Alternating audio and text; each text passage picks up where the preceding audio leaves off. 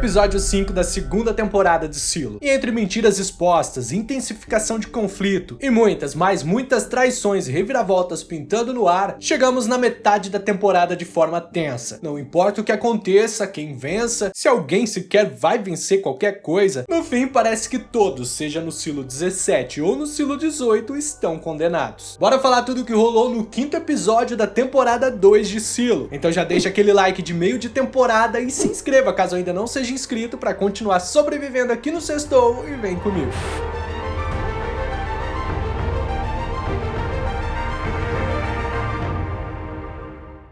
O episódio 5 continua o drama da eterna descida, da fuga do quarteto ferrado e incriminado da mecânica, Walker da manutenção dos equipamentos, Carla dos suprimentos e Knox e Shirley do gerador. A missão de fuga deles é quase impossível, já que Sims agitou toda a multidão superior para vingarem a juíza, e isso se espalhou até os andares intermediários, com inclusive as suas cabeças, ou melhor, de Knox e Shirley, colocadas a prêmio. Some isso a câmeras espalhadas por todos os lugares, principalmente pela escadaria, mais batedores em alertas trajados e a paisana por todos os cantos e pronto, você tem uma missão impossível. Só que então Carla tem uma ideia. Os portadores, que são os coitados que ficam correndo pra cima e pra baixo na escada em espiral do silo. Os carteiros, os entregadores, os office boy dali, que na real deve ser um trabalho quase tão pesado quanto as minas. Só que justamente por isso, pelas distâncias serem tão longas e eles precisarem estar todo o tempo correndo, pela urgência das entregas e por isso ninguém os barrar, eles são uma forma praticamente segura de conseguir fugir, ainda mais que eles só precisavam descer apenas mais alguns níveis para estar entre os seus. Como Carla possuía algum tipo de contato ali clandestino com Calvin, o supervisor dos portadores, parecia uma ótima ideia. Ela só não contava que ele era um traíra, ou melhor, até podia contar, mas como o quarteto ainda não sabia sobre a recompensa, não esperavam que seriam traídos tão rápido. E algo que eu acho válido a gente conversar um pouquinho é sobre o mencionado sistema de transporte criminoso deles. O guincho motorizado que poderia ser usado para transportar mercadorias entre os andares, e que isso é proibido. Calvin diz que os únicos permitidos a transportarem mercadorias são os portadores, e que se as pessoas vissem aquele sistema, começariam a ter ideias, e isso sugere um certo tipo de protecionismo com a profissão deles. Até aí tudo bem, mas a coisa vai muito além. Como sabemos, o Silo não possui elevadores ou nenhum outro tipo de transporte ali, a não ser a Havaiana nos pés nos degraus. Mas por quê? Acho que todo mundo que assiste Silo fez em algum momento essa pergunta. Qual o problema real com isso para que isso seja tão proibido? Pode ser por uma questão energética, ou então para desencorajar as pessoas a ficar perambulando demais pelo silo. Afinal, sendo forçados a usar a escadaria, você não conseguiria subir nem descer muitos níveis ali sem se esgotar. Sem contar com câmeras por toda ela, como o único acesso entre os níveis é justamente por ela, fica muito mais fácil monitorar todo mundo. Pode ser tudo isso? Pode, mas não sei. Se for algo assim, me parece um motivo muito fraco. E se realmente for, torço para que tenha algo mais forte que justifique essa aversão a qualquer tipo de transporte que possa facilitar a vida das pessoas. Lembrando que isso não se aplica apenas aos elevadores, mas sim a qualquer tipo de tecnologia até normal para nossos padrões de hoje. Por exemplo, todo o caos que se formou ali em volta do microscópio improvisado que a mãe de Juliette fez anos atrás. Então não sobra muitas escolhas para eles, que no fim resolvem se separar, já que a recompensa estava apenas sobre a cabeça de Knox e Shirley, que por sorte eram os dois mais novos. Não que Carla e Walker não fossem ter nenhum tipo de punição assim que fossem capturadas. Inclusive, Carla é pega por primeiro, enquanto Walker aproveita o anonimato que décadas de isolamento lhe deram, conseguindo passar batido pelas pessoas do intermediário. Já Knox e Shirley acabam sendo sanduichados ali pelas pessoas que subiam, sendo salvos em parte por Camille, a esposa de Sims, que vestiu seu antigo uniforme de batedora e deu uma carteirada usando o nome do seu marido para conseguir levar os dois sob custódia. É claro que ela tá fazendo isso por interesse próprio, ou melhor, um interesse em comum ali com Sims. Mas se não houver algo ainda maior por trás, me pareceu até uma certa ingenuidade dela. Ao que parece, o plano era fazer com que o substituto de Sims na chefia da segurança do judicial fracassasse, e com isso Bernard percebesse o quanto perdia afastando Sims. Só que facilmente ele ficaria sabendo dessa armação, assim como ficou, e que basicamente isso também poderia ser considerado mais uma traição. De qualquer forma, cobrando ali uma dívida, Camille consegue um lugar para eles se esconderem por enquanto e evitarem serem capturados, pelo menos tão rápido. E ali Shirley tem a ideia de não continuar com o plano de descer as escadas, mas sim subir novamente até os portadores e roubar os tais guinchos. Eles conseguem, descem um pouco se passando por portadores, mas assim que são descobertos, eles se jogam sem saber se sobreviveriam, se o cabo teria um comprimento suficiente, se ele aguentaria o suficiente. E por muito pouco, principalmente Nox, não vai de arrasta ao ser salvo pelas pessoas do inferior. Agora os dois estavam de volta ao lar e muito provavelmente o Walker vai conseguir também. Mas o conflito, a guerra civil ali entre os níveis está prestes a começar de vez e parece que nada pode impedir.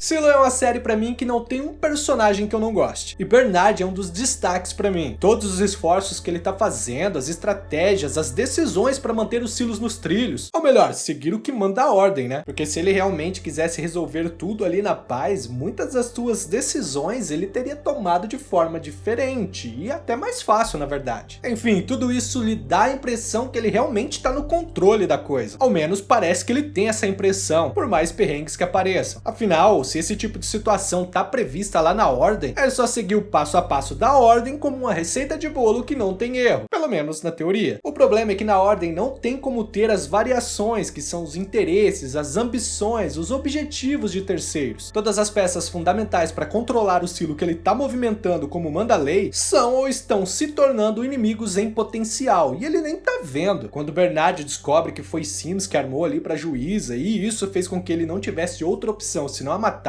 fez com que ele agora tivesse que rebaixá-lo também para juiz. Não que o cargo de juiz fosse algum rebaixamento, ao menos não oficialmente, mas como sabemos, aqui no Silo o cargo é praticamente simbólico, sendo totalmente controlado e mandado por Bernard, sem autonomia ou liberdade alguma. E como Bernard mesmo diz, mesmo com a traição, Sims era importante, tinha um conhecimento além para ser apenas dispensado, preso ou punido de outra forma. Só que ao fazer isso, ele deixa Sims contra a parede, e muito provavelmente ele vai ter que armar algo contra Bernard, já que é certo que ele nunca mais cairá em suas graças novamente. E provavelmente ele vai armar ali o seu contra-ataque o mais rápido possível, já que se uma juíza foi de arrasta por pouca coisa, para outro ir também era muito fácil. E Sims sabe disso, e sua esposa também, por isso ela fez o seu movimento com o quarteto de fugitivos sem nem mesmo contar a Sims. E outra peça também é o xerife Billings, ou inútil Billings até então nessa temporada. O amante do pacto, que até então tem ficado muito passivo, começa a mostrar áreas de uma revolta, de um flerte com os rebeldes, investigando ali um incidente incendiário na porta da delegacia e toda a conspiração ali que parece que vem com ele, sem falar, é claro, agora na repentina morte da juíza. Billings junto com Hank acaba encontrando Kennedy escondido e ferido, que como sabemos é quem foi obrigado por Sims a jogar o Molotov e começar toda aquela confusão que tá escalando para uma verdadeira guerra, contra tudo que deveriam fazer, principalmente contra tudo que o amado pacto de Billings diz, eles vão ajudá-lo, e certamente Kennedy vai compartilhar tudo o que aconteceu, da confusão até mesmo o ocorrido com Juliette. E por último, mas não menos importante, Lucas. Como eu disse no vídeo do episódio passado, ele foi trazido de volta para tentar recuperar os arquivos do HD, não que isso fosse difícil de prever. E por mais informações que possam ter lá, a mais importante ali, interessante, é a tal mensagem criptografada deixada por Salvador Queen. E rápido, até demais, Lucas consegue recuperar boa parte dos arquivos, inclusive a tal carta, que deve começar a ser decifrada nos próximos episódios, e que certamente o seu conteúdo, a sua mensagem, deve abalar completamente o mundo ali do Silo 18, que em meio a um conflito instaurado, deve render um episódio 10, um season finale de tirar o fôlego. E talvez pelo mesmo motivo de Sims, acreditando que Lucas é alguém valioso e que vai possuir agora um conhecimento secreto sobre o Silo, pode ser que Bernard acabe não só anulando ali a sua pena totalmente das minas, mas como também conferindo a ele algum cargo no TI, assim mantendo ele próximo com um senso de gratidão e lealdade. Mas depois de tudo que aconteceu com Juliette, sua punição, descobrir todas aquelas coisas, eu não sei não. Pode até ser que ele não seja o primeiro a morder, mas quando Bernard for entregue aos cães, eu duvido que ele também não ataque. E como eu disse, todas essas peças vão em algum momento acabar mordendo o traseiro branco e velho de Bernard. Alguns obrigados, outros por vingança e outros por algum senso de justiça particular. Não tem a menor hipótese dele conseguir se sobressair no fim no meio de toda essa bagunça. E por mais que ele seja o líder supremo Supremo do Silo, ele é o líder supremo secreto do Silo. E para as pessoas, para o povo, que é o verdadeiro poder de uma sociedade, seja ela na superfície do planeta ou vivendo em um buraco ali como no Silo, Bernard é só o prefeito, e na hierarquia o juiz tem ainda mais autoridade. E o novo juiz quase não tá conspirando, né? Então, de um lado um juiz que já mostrou que sabe manipular muito bem a massa, do outro um xerife abandonando todas as suas rédeas para com as mentiras do Silo, e em cima e embaixo um conflito pegando fogo. Quem poderá ou mesmo irá querer salvar o Bernardão? Find those fucking mechanicals.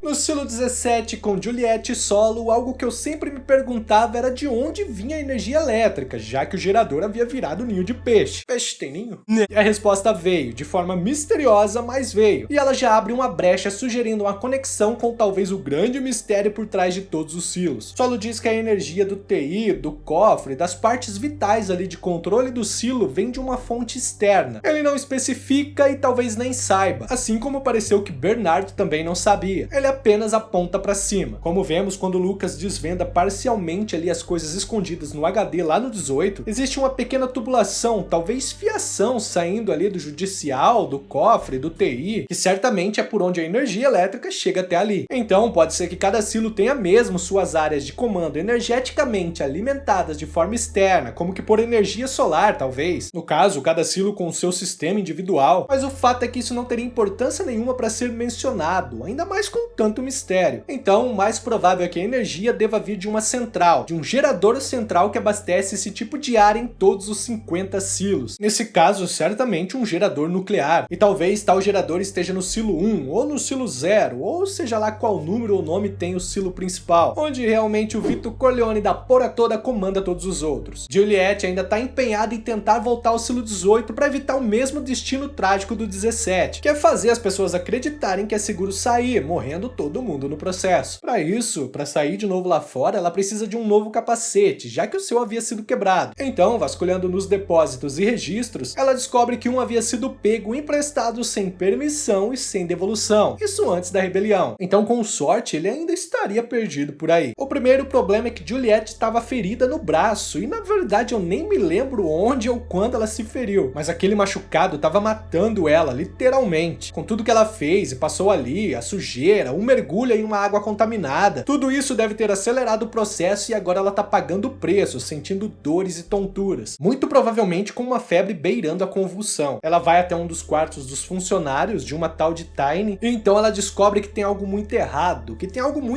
com o Solo, que na verdade nem é Solo, algo ainda mais errado do que ele já vinha aparentando normalmente ter. Tiny era a namorada de Solo, que na verdade se chamava Cole, o sombra do gerente do TI, e pela foto do casal, o Solo despirocado das ideias ali com Juliette não tinha nada a ver com o Solo da foto. Quando ela o confronta sobre aquilo, ele acaba surtando total, não como alguém em negação que foi pego na mentira, mas como alguém que precisava que aquela mentira fosse verdade a todo custo, seja pelo que aconteceu no passado ou pelo que poderia acontecer. Agora, o que esconde o falso Solo pode ser qualquer coisa. Será que ele matou o verdadeiro para assumir sua identidade ali durante a rebelião como uma forma de tentar se salvar? Será que o fez amando de alguém? Será que do próprio verdadeiro Solo? Porque se fosse apenas para se proteger durante a rebelião, ele não teria tanto empenho ali com o cofre décadas depois, em proteger o sigilo do cofre e tudo mais. A dedicação que ele tem em manter a integridade e os segredos daquela sala, que é o lugar mais importante de cada silo, é a mesma que ele tem aqui em assumir, em precisar ser o Solo, talvez ainda maior nesse caso. O que você acha? Eu sinceramente não sei muito o que pensar ainda com tão pouca informação para tanto mistério, mas não acho que o falso Solo seja um vilão no sentido cru da palavra. Não acho que ele seja uma pessoa ruim, ao menos não mais do que qualquer um no lugar dele tentando sobreviver. No fim, Juliette consegue dar um perdido nele, indo investigar outro apartamento dos funcionários mencionado no relatório, dos que poderiam ter furtado tal capacete. E dessa vez ela o encontra, mas a sua febre ali por causa da infecção que estava quase a derrubando, finalmente a derruba quando ela consegue pôr as mãos nele. E o que espera a nossa Julieta pode não ser tão óbvio assim. O fato é que se ela for abandonada ali, vai acabar morrendo. E sabemos que isso não vai acontecer porque ela é a protagonista protagonista da série. Mas será que ela vai ser salva ali pelo fake Solo, como seria o mais provável? Talvez a levando pra dentro do cofre, com isso revelando toda a sua verdade? Será que ele vai querer fazer algum tipo de acordo ou barganha? Já que, ao que parece, o medo dele de ficar sozinho novamente pode ser maior do que ter o seu passado descoberto. Se é que ele realmente tá sozinho, né? Porque eu ainda vou insistir até o fim que tem mais alguém ali no Silo 17. Quem sabe Juliette não vai ser encontrada e salva por essa outra pessoa? Também acha isso possível? Comenta aqui embaixo o seu palpite sobre o próximo episódio.